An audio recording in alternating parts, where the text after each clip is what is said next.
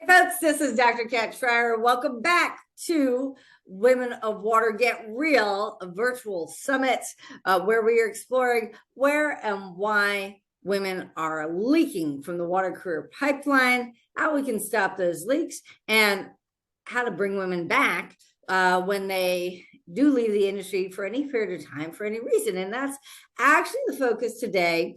We're going to talk a lot more about that later in the week, but we wanted to at least introduce the concept at this point with our next guest, Candace Freedenberg, who is the founder of an organization called Untapped Potential and also an engineer. Candace, thank you so much for being here today.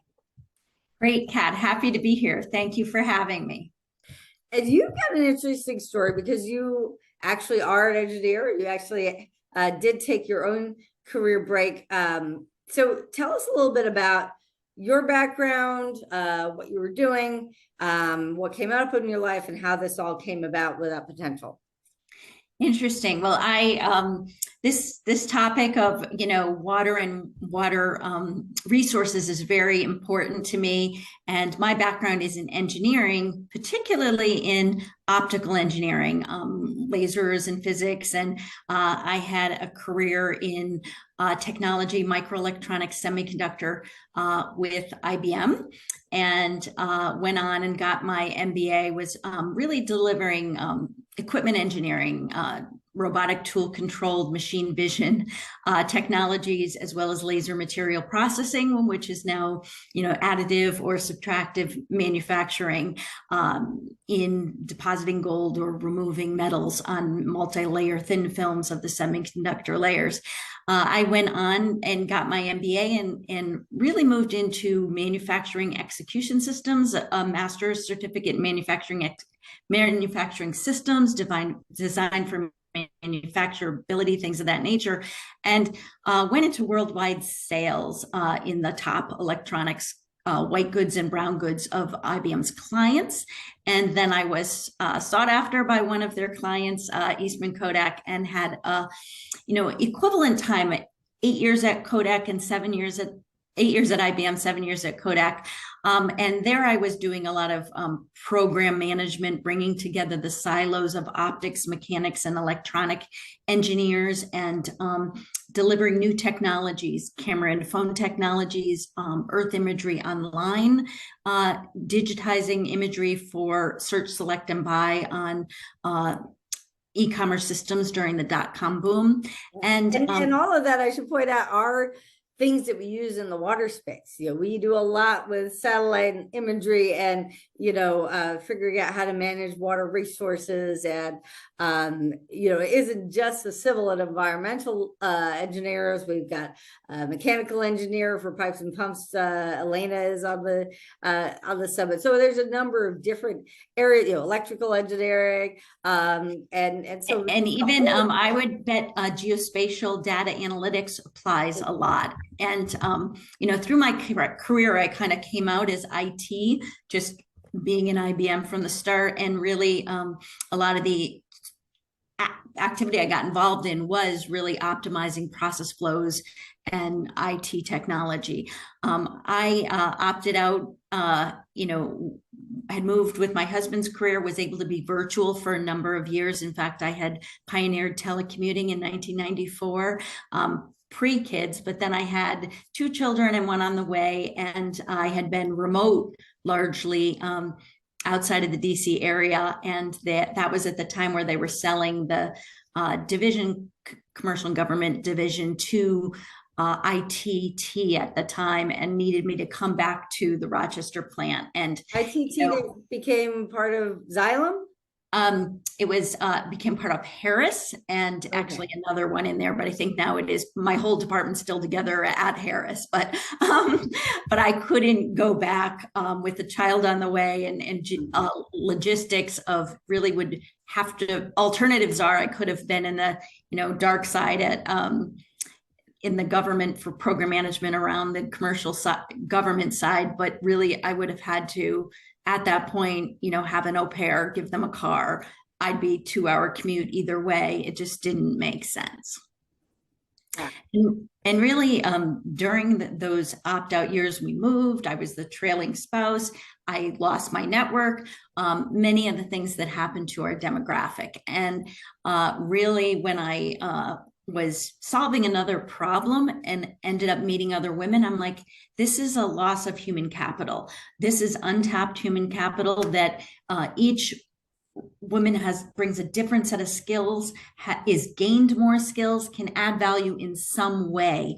They just can't add value the way they did before, whether, for me, it was traveling a lot, and that wasn't as feasible with 3 children. And they look at, being a, pharmaceutical sales. I can no longer get up at 4 a.m. and travel to Pennsylvania to deliver a pitch or things of that nature. So they opt out and do nothing. And really, it was in a time frame where there wasn't a lot of half part-time things that were at a professional caliber. So I really looked at how do we solve that problem of getting that brain power back to corporate America at its right caliber, and mid-career internships that are at the right entry point to have this demographic say, yes, I'll give that a try. I'll balance these two competing goals of being a parent to the next generation of children or caregiving for elders. And it could be a male spouse too, that is a trailing spouse to his counterparts' power career, and they might take similar paths of becoming a substitute teacher or a paraprofessional, yet they want to get back to their caliber in their discipline or even in a new discipline and pivot to something new. So Untapped Potential really studied that problem, did a lot of voice of the customer, and put together a tactical plan. And we've been doing it for 7 years now in really supporting multiple industries, multiple skill sets in a localized way. So, okay, so you've had this experience to do the trailing spouse thing, and we are seeing a lot of that. We talked to someone who wasn't able to join us on the summit, but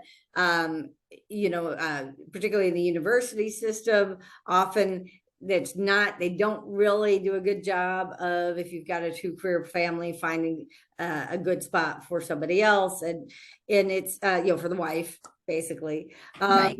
And yeah, so what are the ways how do you do it differently? We are talking to a few people in terms of how to create this return to work returnship type concept.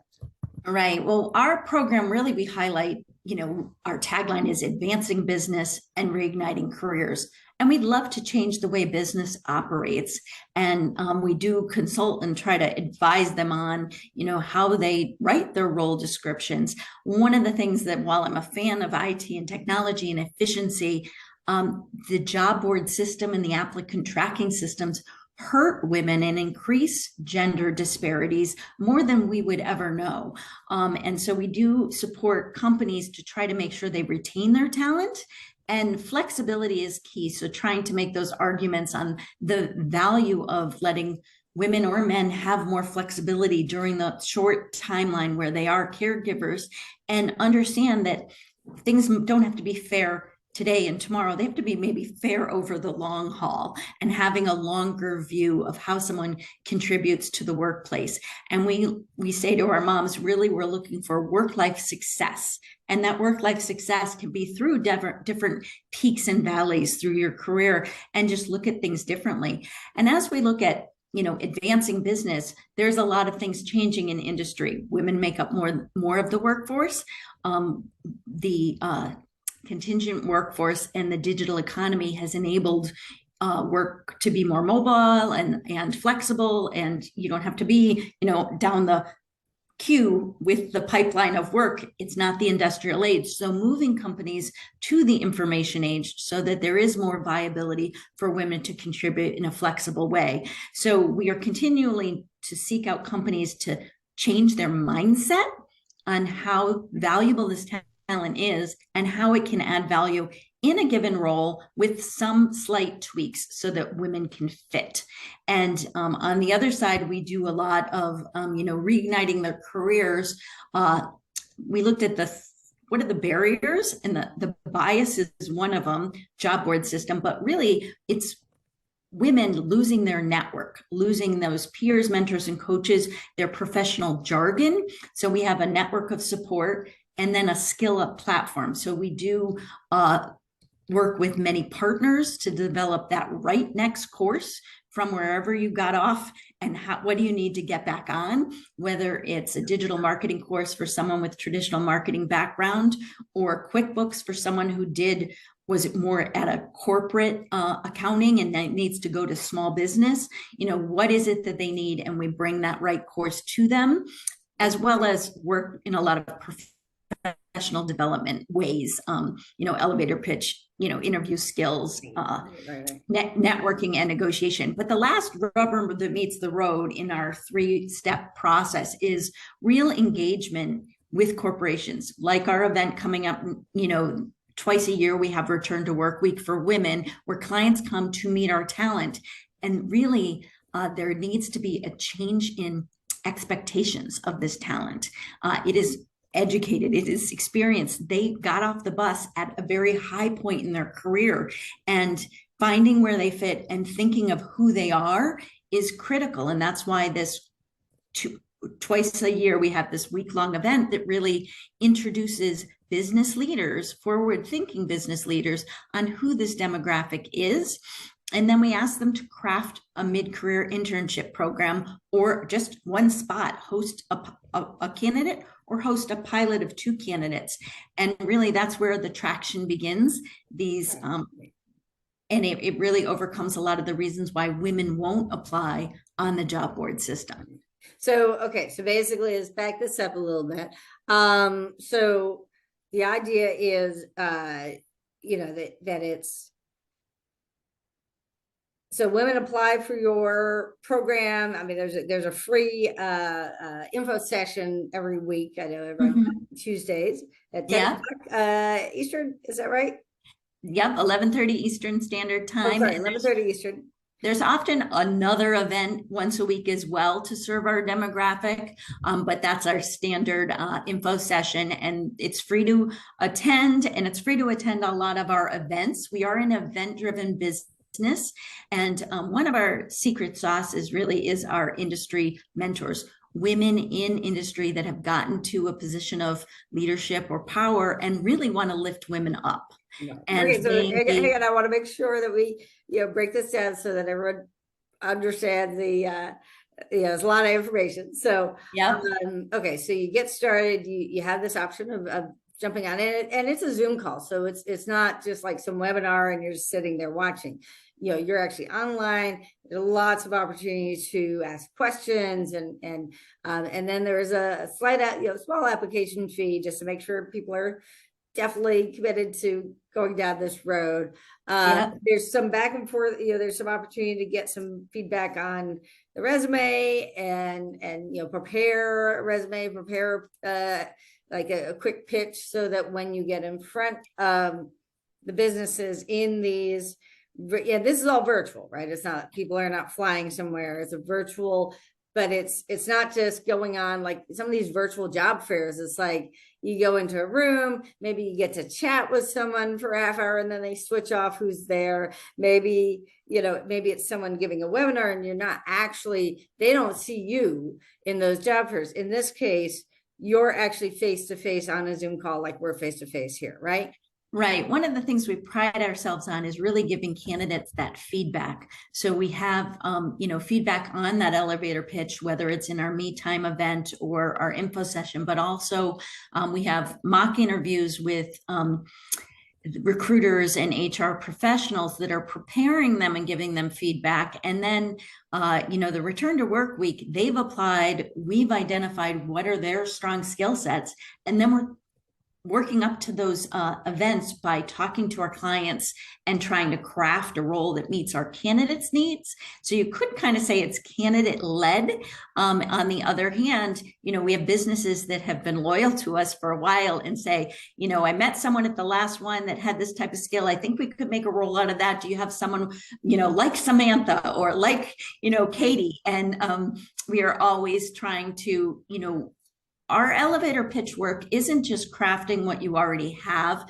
It's really trying to make sure we work with them on that go-to-market strategy. What fits them now, and what is their aspirational goals now that they've matured, they've been running PTOs, they've been part of the Board of Education, or how do they want to take all of their skill sets to market? And we are also educating them on what's hot, and that Agile and Scrum project management is something you might want to skill up in because it pays well, it leverages what might be your strengths if you were former IT or former this, and you can get certified pretty quickly and come forward with market in demand skills with a lot of confidence, because we try to find careers that you might know no more than the people in the industry as it is. And we've placed people in data analytics where our person coming in a 20-hour-a-week mid-career internship, a flex return, our trademark term for the product,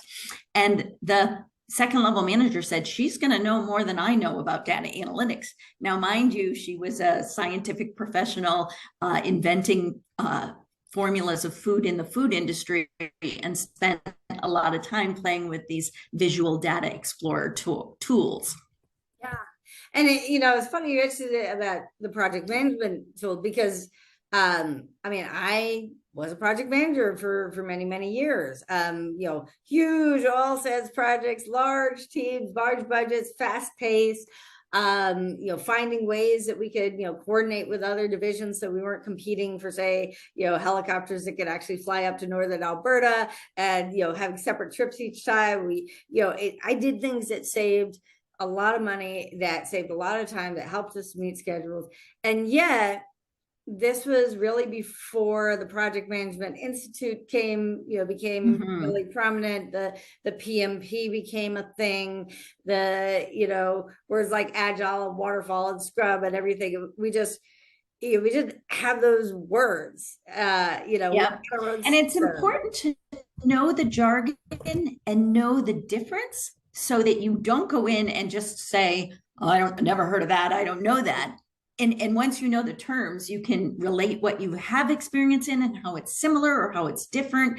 And that's really the point we want to get our demographic to. And obviously we work with various terminology all the time, everything, decision support systems, smart water, intelligent water, what have you.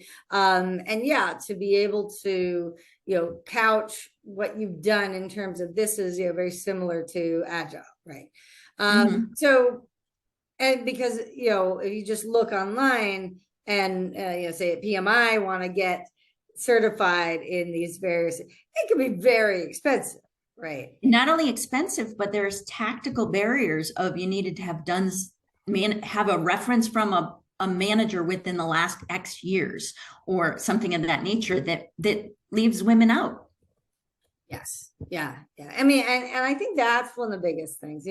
I've heard people say, "Oh, we won't hold your age against you. We won't use your gap against you." But then they do expect you to have, the most current type of software experience, the most, right.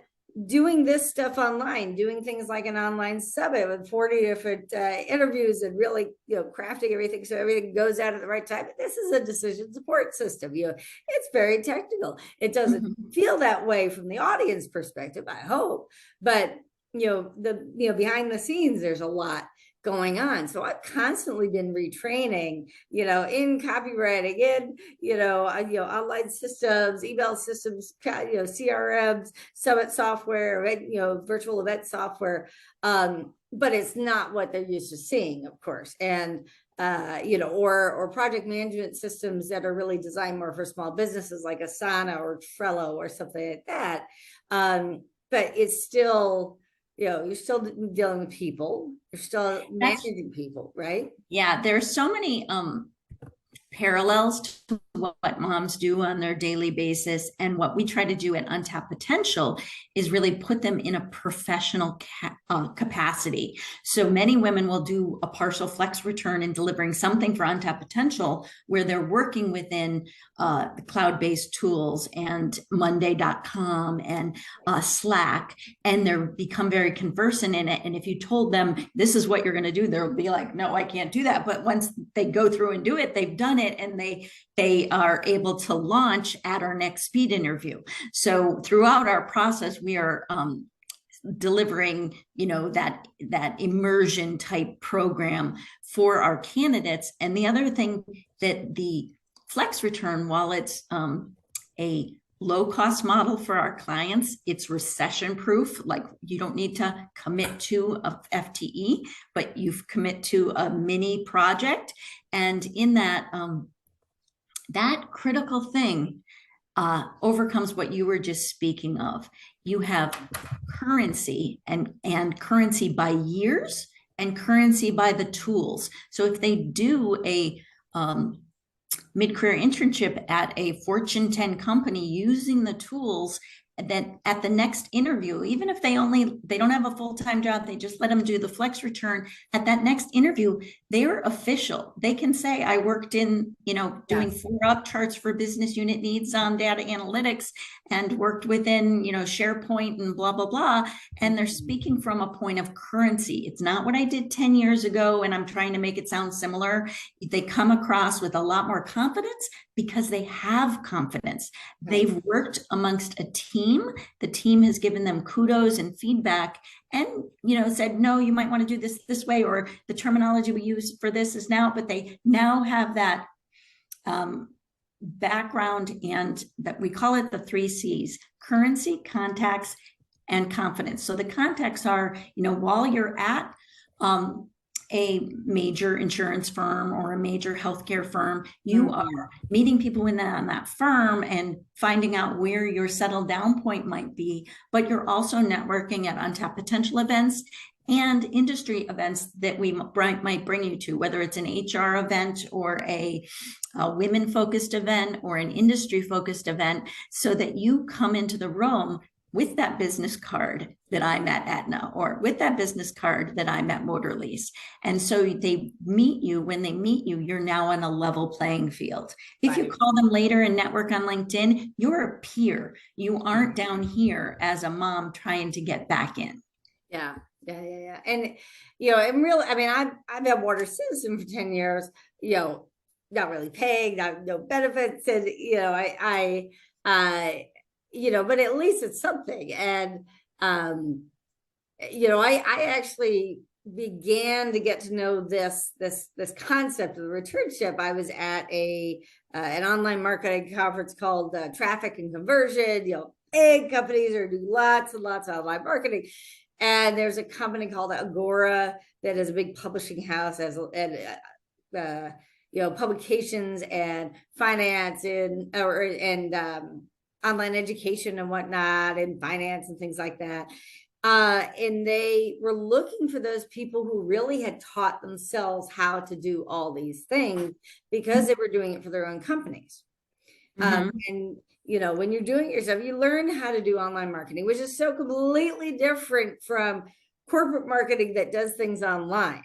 Yeah. They do mass marketing, mass eyeballs. How many eyeballs can we blast? How many ad space, versus really making that one-to-one connection, and then small group connections, building virtual communities, really getting to know your customer at a very deep level. But, so they actually, I got through the first few interviews. They actually flew me out to Baltimore, where their headquarters were. And then I was like, why aren't we doing this in the engineering space, in the environmental consulting space, and the utility space? They're so desperate for bodies, and we need staff, we got to hire, we got all this $1 trillion infrastructure, and then there's so many hoops to go through. In the meantime, the people who are there are stretched, or they're hiring people who are brand new, and you've got a lot of older people and a lot of younger people who are still kind of getting to know the industry. And, there's been I hear some debate about this idea of, should women come back at the pay scale that they would be if they had been continuous at the, or reflecting, where they've been. And I'm not sure public agencies and government contractors and consulting firms that have to, have billable hours and whatnot, are going to do that for someone short term And, if it's a choice between only having, 600 candidates for only 6 spots versus having a cohort that, at least covers your expenses, have a place to stay while you're doing the internship, returnship kind of thing, or, pay your basic And bills. Yeah. our model is because we really want to grow both the client side and the candidate side in a location and have those entities, whether they're small business, startups, or even nonprofits, as well as corporate America, benefit from the programmatic support that Untapped Potential gives and that this demographic needs.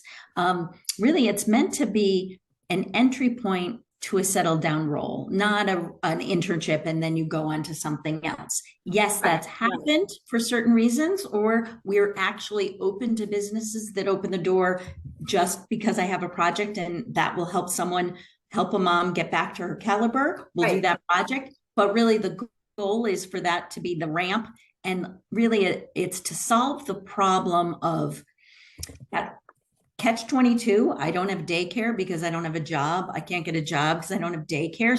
So they need that middle time to do that. And even, women won't raise their hand to say, I'm going to go back full time and disappear from all the support they're doing for whatever caregiving duties they're doing. They need some time to shave that off. Yeah. And often it's a confidence thing that I don't see how I could work 40 hours a week, but really they could. And it's only when they get back in, and we've had some candidates start and it's really flexible engagement, but they're supposed to be around 20 hours a week, 20 on average through the period. And some are hitting 32 the first week, 32 the second week, and they're full-time the rest of the time. And if they didn't realize they could, but once they started, they dive in. Right. And the reason why they definitely find ways to get caretaking and yeah. I mean, and your family, and we work to develop that team and who's on your team and supporting you. And really, I think that we want them to crawl, walk, run, but with the goal of, that we've matched this client because we think you're a long-term fit for that settled down rate, settled down pay scale, settled down role, aspirations match, and they will value the talent that you'll bring. So that's kind of our mindset. And if you're looking at this idea of, before you even start trying to figure out how to negotiate what your pay is, equivalent to what it's going to be versus, maybe coming in. I mean, I came out of started out working in political campaigns and then legislative offices where you do show up as a volunteer. And then eventually, if you prove your worth, they find the money for you, you stay on, right? That model is almost impossible to find anymore. Interns have to get paid and, and organizations, well, we don't take volunteers. It's like, you won't take free help, we got so many hoops to go through and get your clearance and this, I mean, not the security clearance, but even just to get your badge to walk in the building. And it's if somebody makes some kind, you can make some kind of commitment, if there's basically a stipend or whatever, but something is better than if, like with CDM, we mentioned, 600 candidates for 6 slots.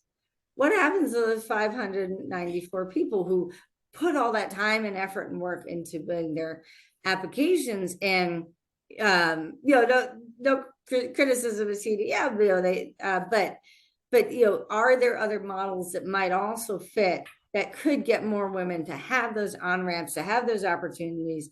I have been doing applications and talking to people and working with career coaches and everything. I mean, it's been about 8 years. I mean, it was pretty clear early on that water citizen was not likely to be something that could be a full-time, support. Love what we're doing. And, these could have been my peak career years. But without the job experience kick at the job, without the job kick at the job experience, and it's, and just every year that I wait, that gap gets wider and wider and wider. Retirement years get, I still have a good number of years left, at least 10 years to really, that's plenty of time to really get into something and really build up a new practice or a new, project management approach or something, it's enough time to, time to really have an impact within. For sure. I mean, I think women, as just even the Oscars this week, winning an Oscar at 60 years old, in many fields, we're seeing, we're living longer, adding value longer, staying more agile and healthier longer. And you really need something for your daily life that keeps your brain turning, has that community, the community with microcosm within our roles in work is vital for our just longevity. So I think that you do have a long time to go. And that's where we try to say, don't leave this demographic sidelined for the remaining 20 or 30 of their years. And, our motto is, give them a seat at the table, hence the conference room behind me. And the idea that they're going to add value and be your loyal, they're not going to pivot like the millennials to the next startup that looks rosier. If you bring them on, you're going to have loyal demographic, the skills that caregiving gives, and even the maturity through raising children, managing a household, managing the finance, managing, deadlines and multiple personalities and making sure everybody's happy. Those are the leadership skills that are highlighted when I speak at Society of HR Management conventions and here, the leadership talks. They want empathy. They want high emotional intelligence. Those are the skills that people have built during those opt-out years, and they're very hard to train. They have to come with life experience. And so that's really where companies come to us, because we are the fastest path to women in senior roles, to replacing that leaky pipeline. If you bring someone in at this level, you're not going to replace retiring baby boomers with Gen Zs that we're cramming into the front end of the pipeline. Right. You need that. Doesn't make sense. But someone that's served as PTO president in 3 different school districts and has the ability to navigate different constituents, different customer wants and needs, and deliver the event on time, in budget, you want them on your team. Yes. And you actually did something related to water and the environment during your own career break, right? Right. Well, I would call it more environmental sustainability. And really it was around twofold. I got on it really because of thinking of leaders in the high school and how, the environmental leaders can have a stake in the ground where they might not be sports or other things, kind of like Model UN. And it was a program called Green School Alliance out of the U.S. Wildlife Fisheries Association. But in doing that, I ended up learning of an environmental technology entity that brought new technologies to market and looked at both the public secondary school systems and the private secondary school systems. And in Connecticut, the Energize CT funds, it's a financial vehicle that lets you put all the things together. I'm blanking on the term right now, but working with, key suppliers that do an overall analysis, and they do a bond for 15 years where you can get all this energy savings things expedited in, renewing different water pumps and different things, HVAC systems and insulation and things that you wouldn't do one-off because they don't pay for themselves, but taken all together with all the savings that you're going to have. And it's actually at no cost to the taxpayers because the entities do all the right math to say that this is sustainable, this is going to save you this much. Yes. And with the bond, it'll pay for itself over time. So this is what you're doing in your spare time while you're raising your kids, right? Yes. So, and the thing is, like I said, when I sort of envisioned this 5-day summit, I was like, okay, we're going to have education, and young kids, and what's the UN doing on the first day, and then get into retention stuff on the second, kind of following the pipeline. But the thing is, millennials and Gen Zs, they see what's coming. They know that they're changing the workforce. And of course, COVID has changed the workforce too, but they know that they've got to think ahead about this sort of thing if they're going to show up at a company. Is this just the right now until they are going to leave and have kids, or going to leave and start their own business while, being a stay-at-home mom so they can be there for their families, whatever it is. To have them know that those options are there before they even get to that point, I would think that would be a recruiting tactic as well, to be able that to, is, Dr. Kat, that's such a smart point, because really, while untapped potential seems to focus on getting women back to work, our goal in, advancing business and making businesses understand, how they've forced this leaky pipeline with their processes and how they could change. But also that if we do this right, if we show our next generation that you can focus on family and caregiving, and that is valuable, and get back to your caliber afterwards, if we show that women can have that work-life success with peaks and valleys, like a sinusoidal wave where you could care for your elders and get back, you could care for your children and get back, then we'll know that next generation can make smarter decisions. Ideally, they'd have more mutual. One thing we talk a lot about is gender equity in the home. And if there is more gender equality in the caregiving and gender equality in the home care, then women will be able to compete for those senior roles and compete with their male peers that often do have a stay-at-home spouse supporting them 365, all the other scenarios. And if women have that, they can be more on par, and they'll be considered for leadership because of their skills. And then maybe their salary is higher and their spouse opts out. So there'll be those different gives and takes. So gender equity in the home is critical to yield 50% of the women in senior roles, or 50% in the women in C-suite. We can get there. But then also by making sure we value caregiving, and that if I'm an optical engineer with a master's and an MBA, I can come back and do something, even though I spent 3 to 5 years caregiving, 7 to 10 years caregiving. Right. And that really what we ask our companies that work with us is to pledge to measure our candidates by their skills and their experience. And often we do a couple things to overcome the bias. And one is those real meet and greet meetings. The other is the up profile, where we bring it to a higher level, focus on the skills and experience, focus on the transferable skills and experience, and put the years in year transpired. That really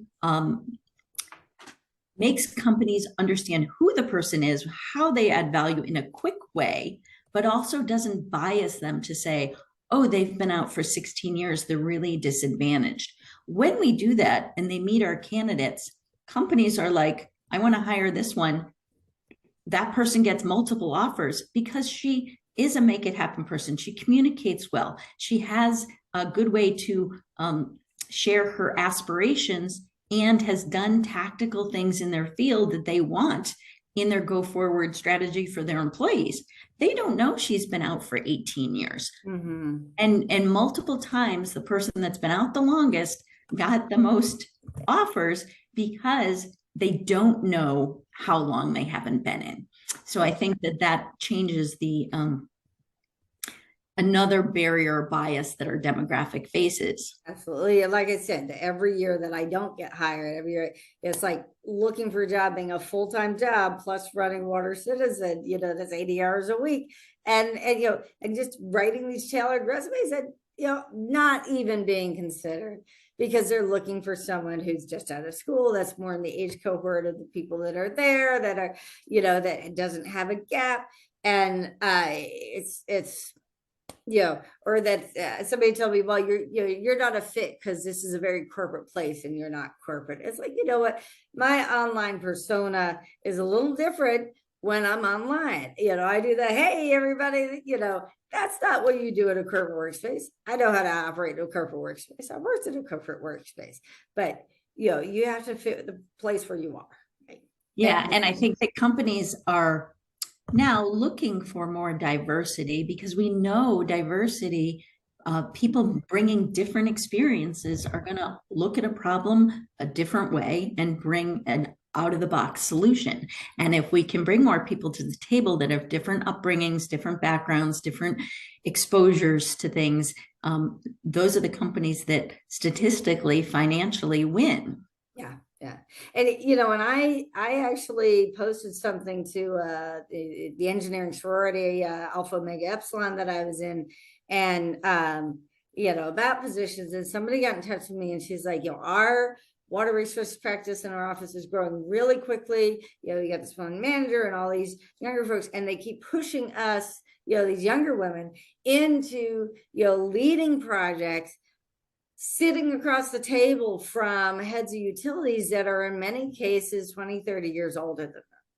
Mm-hmm. Like, I'm fine with, they're telling me I'd be fine with being the deputy with running things, but I don't feel comfortable being in that lead position when my clients are so, when there's such an age difference. And, for someone like me who might be able to relate a little better to the clients because I am, closer to their age range. Right. I think there's all those match points, if you will. And sadly, with the leaky pipeline, there's often not women in those senior leadership roles. And if we look at, the different funding that was let by the government to support, our water main lines redoing and things like that, the companies that are largely targeting to put proposals in and things like that, they likely don't have any women on their team or in leadership roles. And some of them are starting, especially with the 40% going to equity to underserved communities.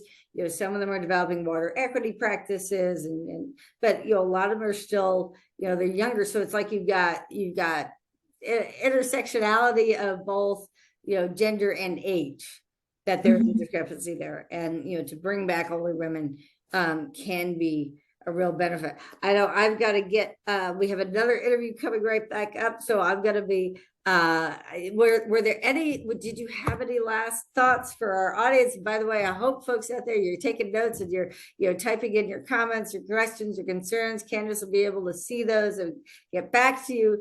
Anything you'd like to share with them? Well, I'll just share, number one, for that organization that takes applications for women returners, we actually work with those returnship programs and capture those unmet leads or incoming candidates and serve them with our community of support, skill up opportunities, and work to craft a match that might work for them. So they can definitely pass upotential.org onto them when they say, sorry, you didn't make the 6 out of 600. And weekly, we have our events, upotential.org/events, to tune in, skill up, and network to your potential. And that is of value to a lot of people. Fantastic. Fantastic. Well, thank you so much, Candace. And I know you're also working with some caretaking right now with your mom. Best of luck to that. And thank you for providing us with another alternative and getting people thinking. This is something that's not just for women later on, but also good for the company to say, we think about women throughout their life cycle. We're not just gonna, use you up and throw you out if you decide to take more than just the maternity, the parental leave time. If you want to spend more time, that doesn't mean that you're no longer part of our company family, that you're no longer someone that we can value and see coming back. Right. Very, very good point. Thank you. Thanks, folks. Come on back to all of the summit sessions, and we'll see you again soon. Bye-bye. Thank you. Thanks so much for joining us for this extraordinary conversation, one of 45 extraordinary conversations we had as part of the Women of Water Get Real virtual summit, where we explored where and why women are leaking from the water career pipeline, how we can stop those leaks, and even bring women back to water. I hope that you will enjoy all of these amazing interviews. If you don't have a chance to watch all of them during the summit, you have the opportunity to join us with a power pack and get lifetime access to all the videos, as well as an opportunity to join us for 30 days in a brand new community where we will dig even deeper in live facilitated conversations about some of the issues that are facing women in water. Look forward to seeing you there. Please join us at watercitizen.org/women, watercitizen.org/women for more information. See you again soon.